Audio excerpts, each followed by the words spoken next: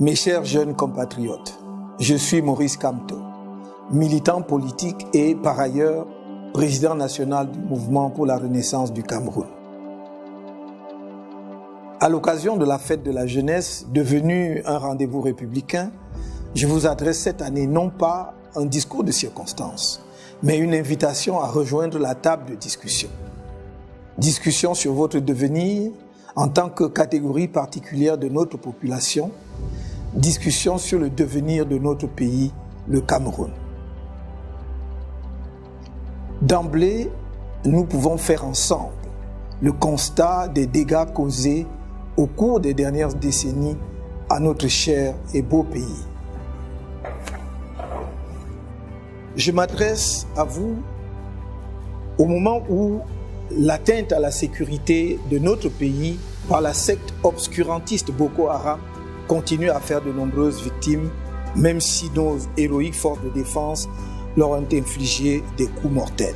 Au moment où la paix n'est pas totalement revenue dans les régions du nord-ouest et du sud-ouest, en dépit de quelques accalmies, où la famine menace la survie des populations dans la partie septentrionale du pays, à la fois à cause de la sécheresse et de la politique d'abandon de ces régions dans la misère par le gouvernement de notre pays, où le travail n'est plus le gage d'une ascension sociale méritée, où la situation économique générale du pays s'est dégradée sévèrement avec des répercussions sociales que l'on ressentira durement au cours de cette année, où face à cette situation, des dirigeants irresponsables se moquent de votre intelligence avec des jouets ordinateurs qui coûtent une fortune aux finances publiques et compromettent votre avenir par l'aggravation de l'endettement de l'État que vous serez obligé de rembourser demain.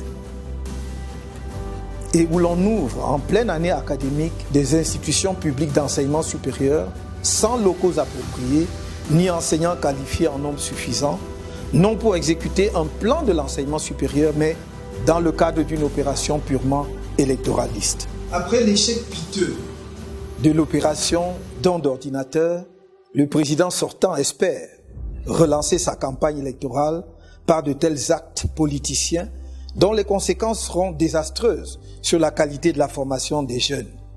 C'est faire injure à votre intelligence de croire que vous n'avez pas compris le but de la manœuvre. Depuis son indépendance et même longtemps après, le Cameroun a été la plaque tournante et le moteur économique de l'Afrique centrale. Son rayonnement était établi dans divers domaines, notamment ceux de l'éducation, du sport, de la musique. La richesse de son patrimoine naturel et son pluralisme ethnique et culturel lui ont valu d'être appelé l'Afrique en miniature. Le Cameroun, c'est tout un continent dans un seul pays. Le projet de la Renaissance nationale que le Mouvement pour la Renaissance du Cameroun porte met la jeunesse au centre de ses préoccupations.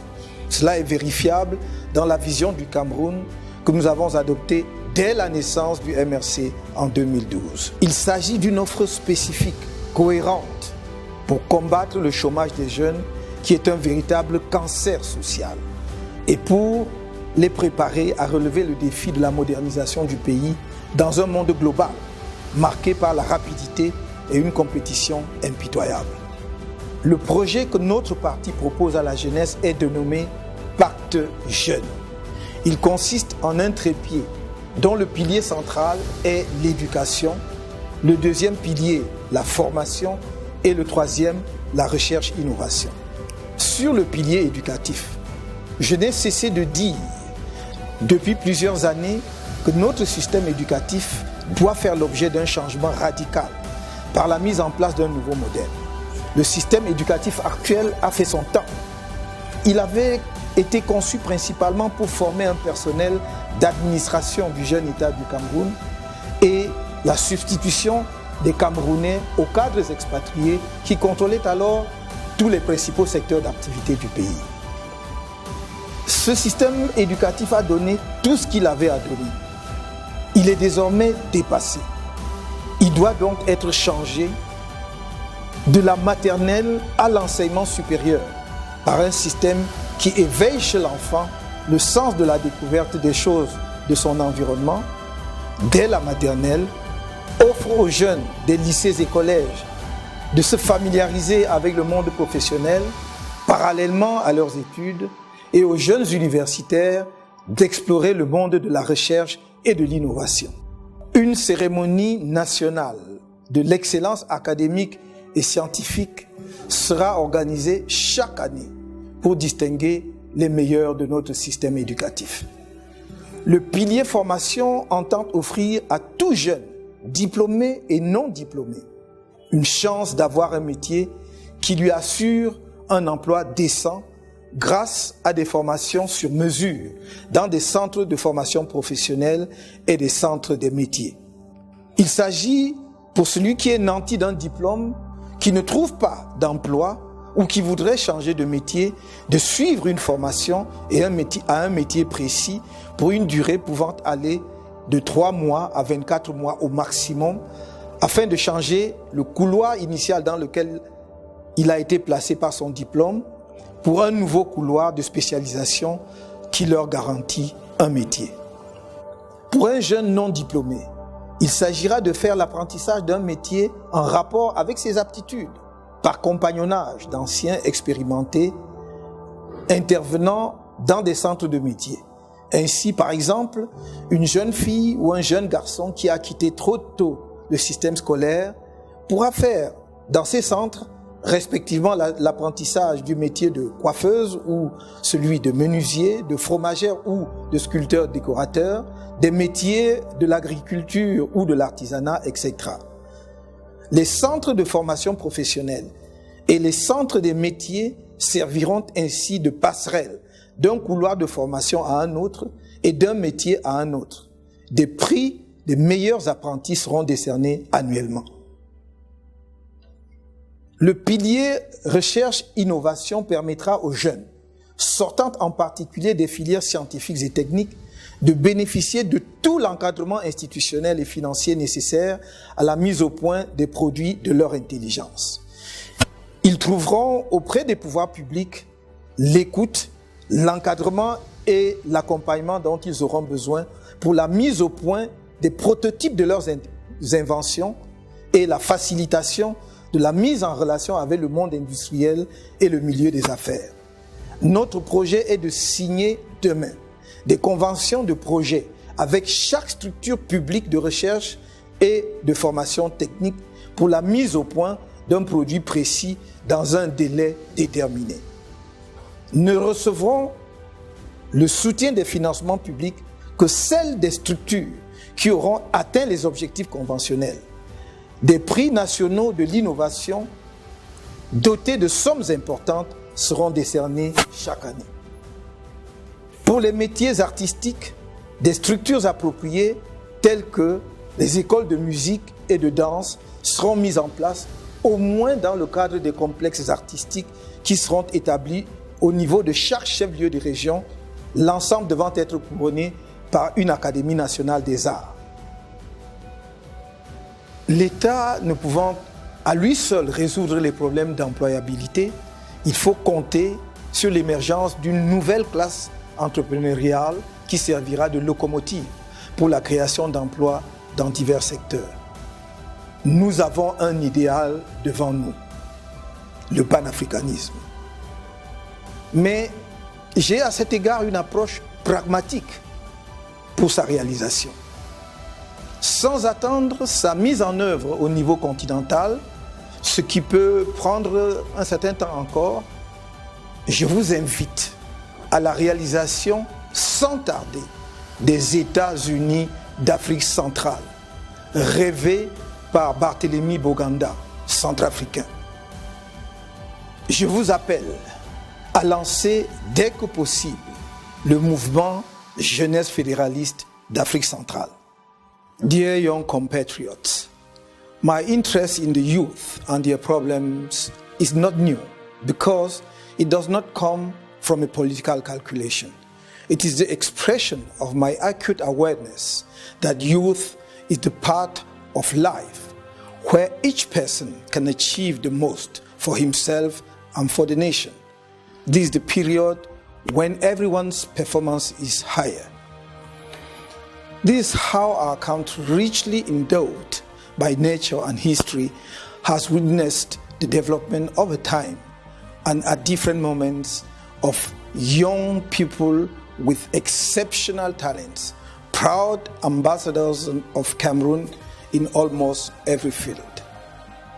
I will no doubt appear arbitrary, certainly incomplete, but I must mention in these different fields some names to illustrate the prodigious wealth which has brought to our country so much admiration on the international scene. Some of them are no more young, but the majority is of the new generation, perpetuating what has become the peculiarity of Cameroon's social fabric. The intellectual domain with references like the thinker Achille Mbembe, the novelists Calix Beala, Leonoro Miano, Patrice Ngana, Imbolo Mbue, the economist and writer Celestin Monga, and many others. The scientific, technical, and innovation field. I'm particularly attentive to promising young people like Olivier Madiba, with the first video game creating company and his first role-playing game, Orion. Cedric Atangana for Wikashop, Arthur Zhang for his cardiopath, Alain Tef for The Gifted Mom, Churchill Nanje for Njorku, who revolutionized the job search, and the collective of Silicon Mountains, which is the true nursery of talents for the rise of the digital economy in Cameroon. The cultural and artistic field, where the flag of Cameroon is raised to the skies by exceptional personalities like musician Richard Mbona, the curator, writer, and art critic Simon Njami, the poet Paul Dakeo, the filmmaker Jean-Pierre Bekolo, visual artist Togu Antayo, the dancer and playwright Were Were Liking, whose talent has splashed African opera theatre for decades. The singers Charlotte Dipanda, Kares Foto, Loco, Mr. Leo, Daphne, Magasco, Tenor. I can but mention Jules Tekam, the first composer of Cameroonian opera and learned music, and probably the soul from sub-Saharan Africa. Greg Belobo, one of the rare African opera singers. I cannot forget the talent of our young designers who continue to surprise us with their creativity. I will mention in particular fashion designers FK, Marielle Couture, French Kind, J-Side, Headbit, Sanja, Israel B. And I take the opportunity to greet all of those of you that I did not mention for time constraint. In this regard, I would also like to appreciate the young Bayam Salams, the motor taxis, street sellers, commonly called sauveteurs, who, despite the difficult context, have managed to organize themselves in bringing color to our economy, providing poor people in the population with food and clothing, means of transportation to overcome the chaotic state of our roads. I know how you are violently removed from your counters without promises of relocation, and that the promises that are often made in this way are never kept. I know the vexations, the mistreatment of the youngest and the helpless children. I have a particular regard for the young, some of whom, exhausted, question their Cameroonian nationality or go so far as to think of secession. I speak of those who, for lack of guidance, are enlisted by terrorist groups. I speak of those thousands of young people who, with lost hope, take the risk of challenging the Libyan mafia organizations to go face the sea because they dream of a better future in the West if they have ever successful. The Cameroonian youth is the main heiress of our country. The youth must be aware of their responsibilities and their irreplaceable role. None has the right to take away that legacy and role you should be proud of. Nobody has the right to get you to put yourself in question, to extinguish your dreams for the future, to make you orphans of progress in a world where everything has become possible with the limitless possibilities offered by modern technologies. Cameroon does not belong to a category of young people. Our country belongs to all its children, to all Cameroonians. Even the political domain makes it possible to verify the exceptional role of young Cameroonians in the construction of a modern state and a nation that is gradually being built up. I recall in this regard that Hamadou Ahidjo was only 35 in 1958 when he became Prime Minister of the Cameroon territory under French administration, and 36 when he became the first President of the Republic of Cameroon. That Djongu Foncha and Ngomjua were only 43 and 40 years old, respectively, when they became, one after another, the Prime Minister of West Cameroon. That Mr. Paul Biya was only 42 when he was appointed Prime Minister of the United Republic of Cameroon in 1975, and 49 when he became President of the Republic in 1982. And how can I forget that the nationalists who, by rising up against colonial rule, made the independence of our country possible as of 1st January 1960, were all under 40 when they began their historical struggle. Nyobe, who became the Secretary General of UPC at 35, died assassinated at 45. Felix Roland Mumie, poisoned at 35. Castor Osende Afana, murdered at 36. Ernest Wandie, who was Vice President of UPC at only 28, was executed publicly at 53 after he had gifted Cameroonian people with his youth.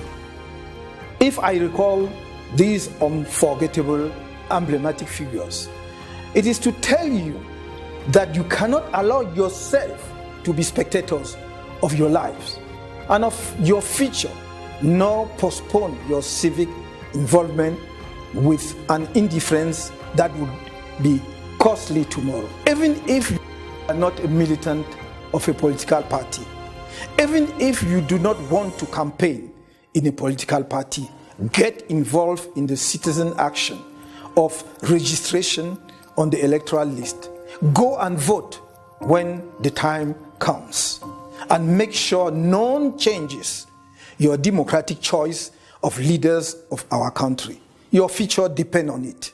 The Youth Pact I propose to you as part of the National Renaissance Project is, I hope, attractive.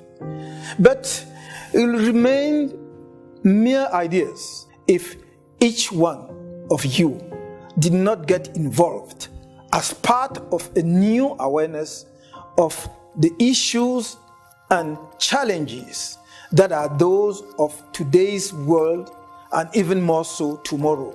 That is your world. That is why I reiterate my invitation to talks, because the modernization of the country will have to be an expression of your aspirations and our collective choice. I only ask to listen to you. I only ask to deal with you. Dear young people from Cameroon, for a long time, you have been called the spearhead of the nation. The time has come to shape the iron so that it is not an iron with a broken tip, unable to hit its target. The country is at a crossroads. The choices to come will be decisive for the future of our country. You can trust me to lead this battle with determination.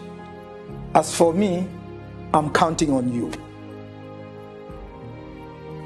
It is on this note of trust that I wish each and every one of you a happy Youth Day. Long live the youth of Cameroon. Long live Cameroun. Vive la jeunesse camerounaise. Vive le Cameroun.